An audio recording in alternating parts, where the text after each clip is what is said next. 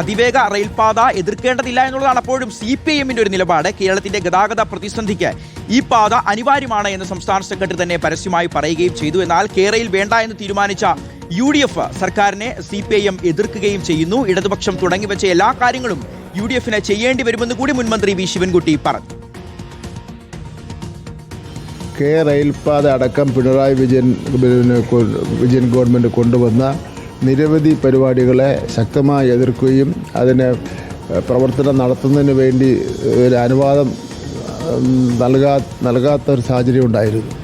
പല വികസന പ്രവർത്തനങ്ങളും തടസ്സപ്പെടുത്തുന്ന സംഗതി ഉണ്ടായിരുന്നു. അതാണ് കേരളത്തിൻ്റെ കുറ്റിപ്പുഴുത് ഓടുന്ന സമരം ഒക്കെ തന്നെ ഉണ്ടായിരുന്നത്.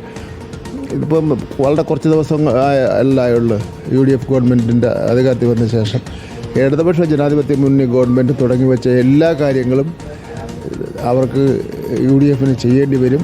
കാരണം അതെല്ലാം ഈ വർത്തമാന കാലഘട്ടത്തിലെ നാട്ടിൽ ആവശ്യമുള്ള വികസന പ്രവർത്തനങ്ങളാണ് പിണറായി വിജയൻ വളരെ ദീർഘദൃഷ്ടിയോടുകൂടി കൊണ്ടുവന്നിട്ടുള്ളത്.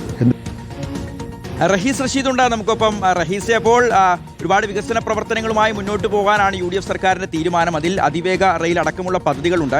അപ്പോൾ ഈ പദ്ധതികളൊക്കെ നടപ്പിലാക്കുന്ന ഒരു സമയത്ത് അത് എങ്ങനെ നമുക്ക് അല്ലെങ്കിൽ തങ്ങൾക്ക് അനുകൂലമാക്കി മാറ്റാം എന്നുള്ളതാണ് ഇപ്പോൾ CPM ശ്രമിക്കുന്നത്.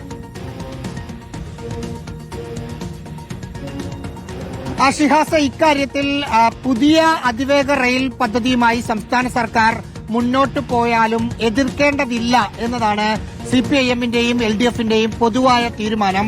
അതിനവർ കാരണമായി പറയുന്നത് കഴിഞ്ഞ സർക്കാരിന്റെ കാലത്ത് വിഭാവനം ചെയ്തതാണ് ഈ പദ്ധതി. അതിന്റെ പേര് ചിലപ്പോൾ മാറ്റമുണ്ടാകും, പില്ലറുകളുടെ എണ്ണത്തിൽ മാറ്റമുണ്ടാകും, അല്ലെങ്കിൽ ചില സ്റ്റോപ്പുകളുടെ കാര്യത്തിൽ വ്യത്യാസമുണ്ടാകും എന്നത് മാത്രമേ ഉള്ളൂ.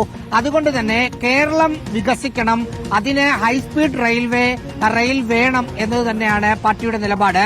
അത് CPIM-ന്റെ സംസ്ഥാന സെക്രട്ടറി MV ഗോവിന്ദൻ തന്നെ ശ്രീധരൻ മുഖ്യമന്ത്രിയെ കണ്ടതിന് പിന്നാലെ തന്നെ ഇതിനെ എതിർക്കില്ല എന്ന് പരസ്യമായി നിലപാട് പ്രഖ്യാപിക്കുകയും ചെയ്തതാണ്. ഇനി ഈ പദ്ധതിയുടെ ഒരു ഡീറ്റെയിൽ പ്രോജക്ട് റിപ്പോർട്ടൊക്കെ വരുന്ന സമയത്ത് അതിലേതെങ്കിലും തരത്തിലുള്ള എതിർപ്പ് ഉയർത്തേണ്ടതുണ്ടെങ്കിൽ, അതായത് പൊതുജന പങ്കാളിത്തത്തോടെ ചില തരത്തിൽ നിന്ന് സ്വകാര്യ അദാനിയെ പോലുള്ള കമ്പനികളുടെ സഹായം സ്വീകരിക്കാൻ പറ്റുമോ എന്ന് സർക്കാർ നോക്കുന്നുണ്ട് എന്ന വാർത്തകളൊക്കെ ചില കോണുകളിൽ നിന്ന് പുറത്തു വരുന്നുണ്ട്.